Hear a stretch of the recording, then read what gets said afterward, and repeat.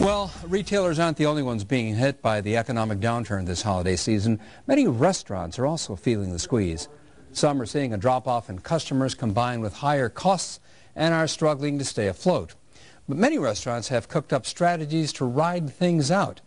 Joining us are three people well aware of what restaurants are going through. Mario Santiago, he's the executive chef at May Street Cafe. Rochelle Kemp, cook and owner of Flavor Restaurant. And Omaro Cantu, he's the executive chef of Moto Restaurant. And welcome all to Chicago tonight. I was reading a story that 78% of American consumers say they're cutting back on entertainment and dining outside the home. Rochelle, are you seeing evidence of this? I have seen that decreases in appetizer sales and dessert sales, certainly. In terms of your overall sales, what kind of reduction have you seen? The dinners slowed down a little bit, but we do a breakfast program that really hasn't been affected as much. And I think it's more because it's family day. So we serve breakfast Friday, Saturday, and Sunday, and that's running pretty well. When did you start seeing the slowdown? I would say maybe 4 months ago. As far as other events like corporate parties, for example, outside catering, have you seen a decrease in that? Decrease in catering, corporate catering, and pharmaceutical catering. You've seen that? Yes. Mario, how about you? Have you seen an impact on your business? Yeah, I haven't seen as much in catering as well. A lot of the corporate parties, I think, have been canceled or made a lot smaller.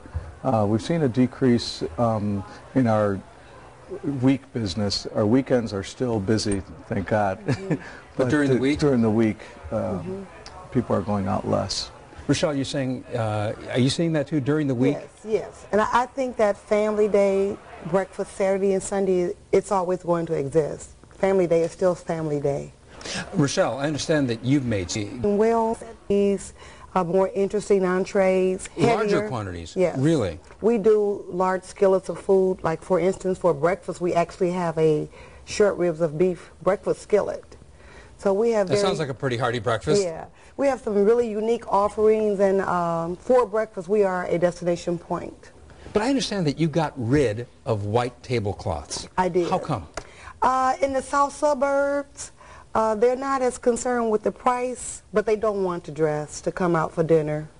A lot of professional people, and they've worked, and they've, so on the weekend they want to just come in their jeans or whatever. And was it an effort to attract a younger clientele too? Yes. We have live jazz on Friday and Saturday nights. We have spoken word, and we're going into like a neo-soul type sound. So we are very diverse in what we offer. And so you're hoping that this range of offerings that you have will keep people... It has really worked well for us. It has. We get the parents and grandparents and the young adults from the same family for different venues. I have to think that, Mario and Rochelle, that this is the point when you really look to your regular customers to see you through. What are you doing to keep your regular customers happy, Rochelle? Well, I visit every table, so I had relationships with them from when I opened 6 years ago, and I continue to do that, and it's part of the dining experience for them, and it's part of why I do it. So I think that the relationships that we've built are sustaining the restaurant. Mario, how about you? I'd have to agree with Rochelle. It's so nice when you walk in a restaurant and someone knows your name and they remember your kids or their birthday or something like that, and people feel important and they want to continue to support you.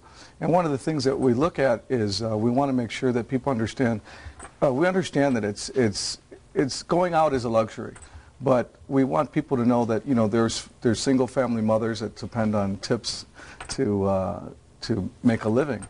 And so we want to let people know, continue to support your local restaurants here in Chicago. We have some of the finest restaurants, 2 of them sitting here in Chicago. So I always say to our customers, let us know when we can do something for you, to make things easier on you.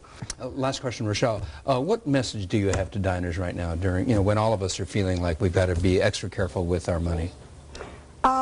I just think you can still be a smart shopper even in the restaurant.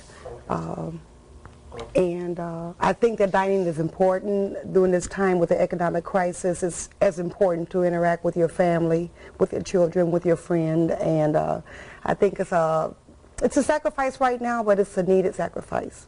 Rochelle, Amaro, Mario, thank you all for being here. Good luck to you in 2009. Thank you. Thank you.